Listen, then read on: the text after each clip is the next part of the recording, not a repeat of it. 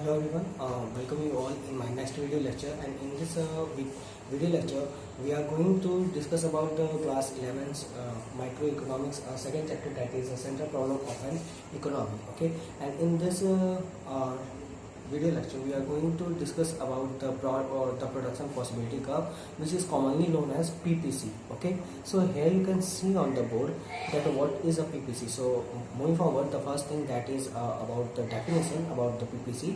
So here you can see that the curve which shows, basically the PPC stands for production possibility curve. So here you can see that the curve which shows a different combination of two goods which a producer can produce within given resources. Okay, मतलब PPC हमारा एक ऐसा curve है जो ये दिखाता है कि जितने भी रिसोर्सेज किसी प्रोड्यूसर के पास हैं तो वो उन रिसोर्सेज को यूज़ करके जो है दो गुड्स को किस तरीके से मैन्युफैक्चर कर सकता है, वो क्या कॉम्बिनेशन यूज़ कर सकता है। जैसे अगर मैं बात करूं कि अगर कोई प्रोड्यूसर है जिसके पास लेदर है, जिसके पास क्या है, लेदर है, तो लेदर का यूज़ वो दो तरीके से कर सकता है, या तो शूज़ के मैन्युफैक्चरिंग में या बैग के मैन्युफैक्चरिंग में। तो बेसिकली यहाँ पे जब प्रोड्यूसर इस डिसीजन को लेता है कि उसे शूज़ को मैन्युफैक्चर करना है या उसे बैग को मैन्युफैक्चर करना है या उसे दोनों के बीच का कोई रास्ता निकालना है कि उसे शूज़ भी मैन्युफैक्चर करना है या उसे बैग भी मैन्युफैक्चर करना है, तो इस तरीके का डिसीजन जब कोई प्रोड्यूसर लेता है तो उस डिसीजन में ये प्रोडक्शन पॉसिबिलिटी कर्व बहुत ज़्यादा हेल्पफुल होता है हमारे लिए। ठीक है, तो basically what is a production possibility curve? It is a curve which shows different combination of two goods which a producer can produce within the given resources. अब देखिए रिसोर्सेज क्या होते हैं प्रोड्यूसर के पास, वो लिमिटेड होते हैं, given होते हैं, वो उनको चाहे तो बढ़ा सकता है लेकिन फिर भी कहीं ना कहीं जाके रिसोर्सेज उसके पास, उसकी भी एक लिमिट होगी कि जहाँ पे वो स्टॉप कर जाएगा। तो बेसिकली रिसोर्सेज आर लिमिटेड। अब उन लिमिटेड रिसोर्सेज को प्रोड्यूसर दो तरीके के गुड्स में वो किस गुड्स पे ज़्यादा फोकस करता है, इसका जो डिसीजन लिया जाता है, तो इसी को हम कहते हैं क्या, प्रोडक्शन पॉसिबिलिटी कर्व। ठीक है, so as you can see here in this diagram shows the production possibility curve. Okay, that means here you can see that on this diagram. Okay, I think now it is much more clear. Okay, so here you can see that on x-axis and y-axis I have mentioned the two types of goods. Okay, here it is cloth and here it is wheat. Okay, so basically a producer has to decide that what type of product he is going to produce or he is going to supply in the market, whether he is going to fully supply the wheat or you can say that clothes. Okay, मतलब cloth और wheat में producer जो है किस चीज़ पे ज़्यादा focus करेगा, कैसी इकोनॉमी चल रही है, तो इसको हम इस कर्व से डिनोट कर सकते हैं। जैसे अब इसके पहले आपको जो है इसके 3 अजम्पशंस जानने होंगे। देखिए economics is all about assumption. आपको अजम्पशन लेके चलने तभी आप इकोनॉमिक्स को अच्छे से समझ पाओगे। ठीक है, तो इकोनॉमिक्स में जब हम पीपीसी के बारे में बात करते हैं तो there are 3 assumptions of PPC. The first assumption state that resources are fixed, मतलब जो भी रिसोर्सेज प्रोड्यूसर के पास है वो फिक्स है, उनमें चेंजेस पॉसिबल नहीं है या वो जो है चेंज नहीं होंगे। दूसरा, resources are fully and efficiently utilize, मतलब जो भी रिसोर्सेज एक प्रोड्यूसर के पास हैं वो रिसोर्सेज पूरे तरीके से उसको यूज़ किया गया है, उसको यूटिलाइज किया गया है। ठीक है, फिर आपका तीसरा है टेक्नोलॉजी यूज रिमेन्स कांस्टेंट, मतलब जो भी टेक्नोलॉजी प्रोडक्शन मेथड में यूज़ करी गई, चाहे वो लेबर इंटेंसिव हो चाहे वो कैपिटल इंटेंसिव हो, तो मतलब जो भी टेक्नोलॉजी यूज़ करी गई है वो आपकी क्या है, वो आपकी कांस्टेंट है। ठीक है, तो ये 3 अजम्पशंस है और इन्हीं 3 अजम्पशन पे हम लोग पीपीसी को ड्रॉ करते हैं। ठीक है, जैसे अगर सपोज करिए, चलिए आप अगर यहाँ पे देखेंगे, अगर प्रोड्यूसर पूरा का पूरा अगर वीट पे फोकस करेगा तो उसका प्रोडक्शन वीट पे कितना जाएगा, क्लोथ पे कितना जाएगा, 4 जाएगा, और वीट पे कितना हो जाएगा, 0 हो जाएगा। मतलब if producer want to use all the resources for the production of cloth, so how many cloth the producer can produce up to the this point, up to the 4 point. Okay, 4 point तक producer पूरा का पूरा cloth जो है वो manufacture कर पाएगा, लेकिन वीट का आपका मैन्युफैक्चर क्या हो जाएगा, 0 हो जाएगा। इसको थोड़ा और आप एक्सप्लेन वे में समझिए। देखिए मैं यहाँ से अजम्पशन रब कर रहा हूँ ताकि मैं एक टेबल ड्रॉ करके आपको ये थोड़ा और अच्छे से समझा सकूँ। ठीक है, so these are the basically the 3 assumptions and this is the definition and this is the diagram of the PPC. Okay, so moving forward, that how you can use, so here you can see it clearly. For example, We have taken the two goods, no? One is clothes and the other one is wheat. ठीक है, चलिए यहाँ पे मिल लेते हैं ऐसे लोग, ठीक है, मतलब डिफरेंट कॉम्बिनेशन ऑफ गुड्स, ठीक है।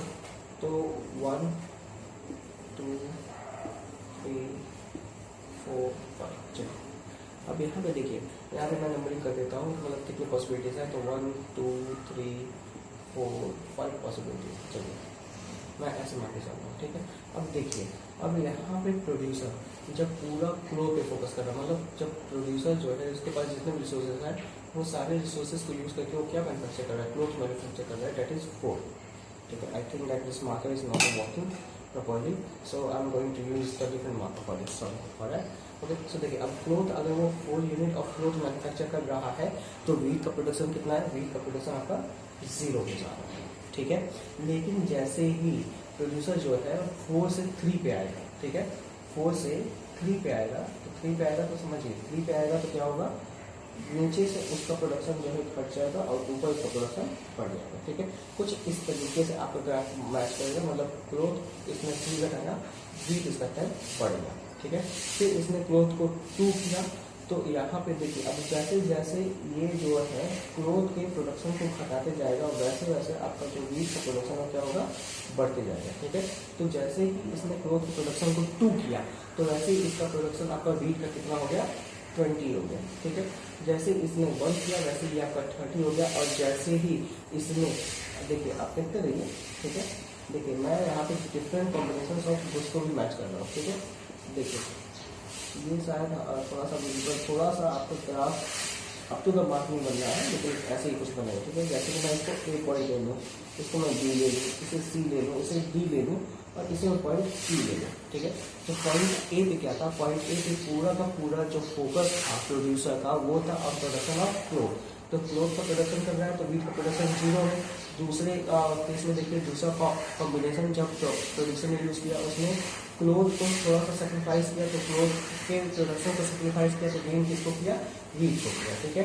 अब ऐसे ही जब यहाँ पे थर्ड में देखो जब उसने एक और यूनिट का जो है सेक्रीफाइस किया क्लोथ का, तो फिर उसका जो है तो प्रोडक्शन बढ़ गया वीट का, तो इसी तरीके से बढ़ता गया। और जो का 5th लेवल है तो यहाँ पे क्लोथ का प्रोडक्शन क्या है, 0 हो जाएगा, और यहाँ पे जो भी रिसोर्सेज एक प्रोड्यूसर पास है वो सभी को यूज़ करके उसका पूरा फोकस किसके हो जाएगा, वीट पे हो जाएगा। तो यहाँ पे आप क्लियरली समझ सकते हैं कि पीपीसी क्या है। So from this example and from this diagram, we can completely derive that what is a PPC. Okay, so PPC is a curve which shows a different combination of two goods which a producer can produce within the given resources. Okay, अब हम बात करते हैं कि इसकी properties क्या है, ठीक है। आज PPC के बारे में सारी चीज़ें खत्म कर लेंगे और इसके बाद नेक्स्ट वीडियो लेक्चर जो आपकी आएगी उसमें जो है हम बात करेंगे कि पीपीसी में चेंजेस कब कब पॉसिबल होते हैं। तो बेसिकली अब हम बात करने जा रहे हैं कि पीपीसी की प्रॉपर्टीज़ क्या है, ठीक है। पीपीसी जो की प्रॉपर्टीज़ क्या है अब हम उसके बारे में बात करने जा रहे हैं, ठीक है। Wait for a minute please. अब इसकी प्रॉपर्टीज़ को समझिए।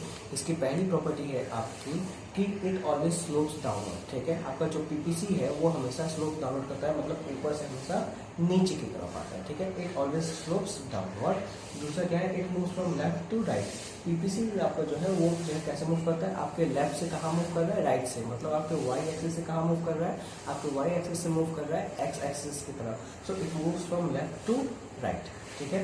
और यहाँ पर तीसरा प्रॉपर्टी है आपका कि it is concave to its origin. अभी जो आपका पीपीसी है ये पीपीसी आपका ओरिजिन से क्या है, ओरिजिन से आपका कॉन्केव है, ठीक है।